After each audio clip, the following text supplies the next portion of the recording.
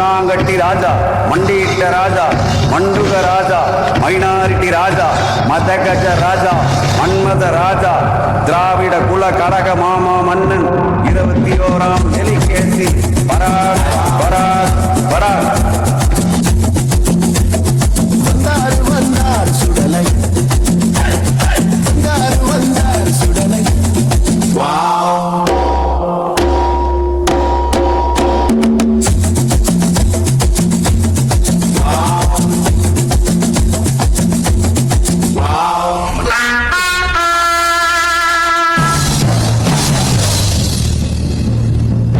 மன்னா, உங்களுக்கான அவை புலவர் விண்வெளி ஆண்டி வந்திருக்கிறார். ஆக வர சொல்லும் அந்த ஆண்டியை.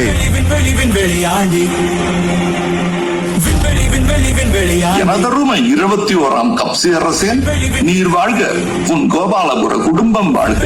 என்ன அவன் பேச்சில் ஆணவம் தெரிகிறது? ஆணவம் இல்லை மன்னா, அவன் நாடக நடிகன். 200 பொற்காசுகளுக்காக என்ன வேண்டும் என்றாலும் செய்வான். தன்னை ஆண்டவன் என்று அவனை பேற்றிக் கொள்வான். ஆக உன் பரிந்துரையா? ஆம் மன்னா. அப்படி என்றால் அவனை அன்னப்புற அடிமையாக்கி விடுவோம். அறிவாலை மின்னல் ஆயத்து அவனின் ஒரு குதிரை நமது அடிமை.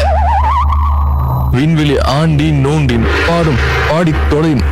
கப்சி மன்னா நமது கழகத்தின் மாமன்னா, நீ ஒரு மாமா மன்னா. மக்களை ஏமாற்றி மொத்தமாக சுருட்ட பார்க்கும் நீர் ஒரு மொள்ள மாற்றி. உனது மகன் ஒரு தத்தி, உமக்கு எங்கே போச்சு புத்தி? அரசியலில் நீ ஒரு முடிச்ச வைக்கி. உனது அவை அமைச்சர்கள் அனைவரும் புறம்போக்கு, அவர்களை உடனே பதவி நீக்கு. அப்பா டக்கர் என்று நினைத்துக் கொள்ளாதீர்கள். கூடிய சீக்கிரம் உங்கள் அப்பா டான்ஸ் ஆட போகிறது. நிதி நிதி என்ற நாட்டை சுருண்டுகிறீர்களே, விரைவில் முடிய போகிறது உங்கள் நிதி. மக்கள் தரப்போகிறார்கள் நிதி. அதற்கு பிறகு அதோ கதி. கோடிகளில் கொள்ளையடிக்கும் கேடி நீ. உங்களை சுற்றி இருக்கும் கேப்மாரிகள் உங்களை கோமாளி ஆக்குகிறார்கள். விடியல் ஆட்சி என்று பெருமைப்பட்டுக் கொள்கிறீர்கள். ஆனால் உண்மையில் இது டர்ரியல் ஆட்சி. உங்கள் உடன்பிறப்புகளால் காணாமல் போகிறது செம்பு. இன்னொரு முறை உங்களை ஆட்சியில் அமர வைக்க மக்களுக்கு இல்லை தெம்பு. நாட்டில் என்ன நடக்கிறது என்று தெரியாத மண்ணாங்கட்டி மன்னா, கொள்ளையடிப்பதில் மட்டும் நீங்கள் படு சுட்டி.